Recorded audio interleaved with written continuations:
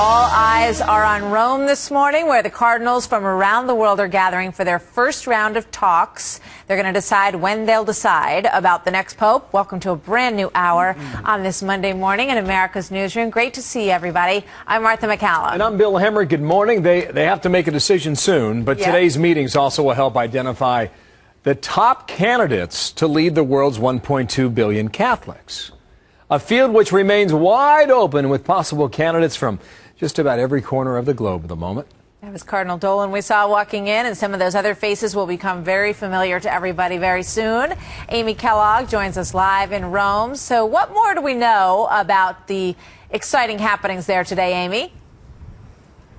Well, I have to say, Martha, the scenes outside of St. Peter's Square today were not really consistent with the solemn undertaking that is about to begin. It was actually crazy, with paparazzi getting their camera lenses right up, into the car windows of the Cardinals as they made their way towards the Synod Hall for this congregation, and the reporters absolutely mobbing every Cardinal as he made his way to the meeting. I have to say that actually it was just reminiscent of a scene outside a courtroom more than anything else, but those Cardinals were taking it well. They were smiling.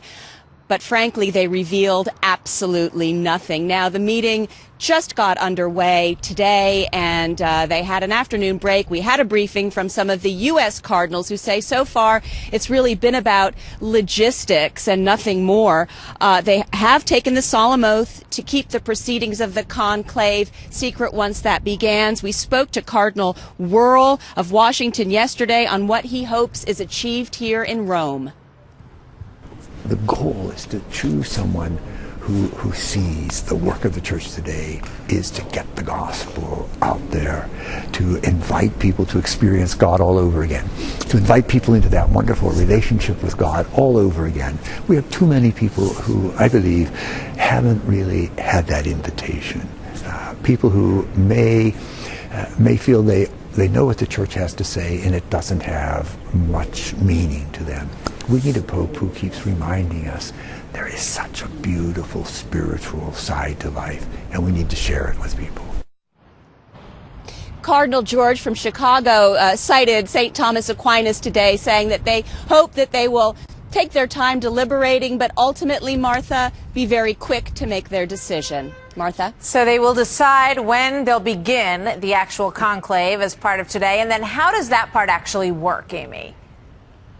Well, the meeting now, the congregation, really is a chance for everyone to talk about what's on their minds. And some of the older cardinals, those who are 80 and over, who cannot take part in the conclave, can give their sort of elder advice. Once the conclave begins, it is really very prayerful, Martha. They have to take an oath before they cast each vote each time. I believe that oath is in Latin.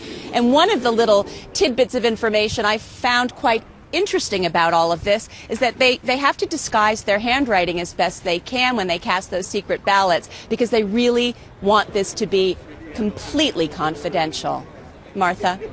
So interesting. Amy, it's going to be fascinating to watch this process. There is so much high hopes, I think, in terms of this selection. We will be watching you all the time, Amy. Thanks so much from the Vatican.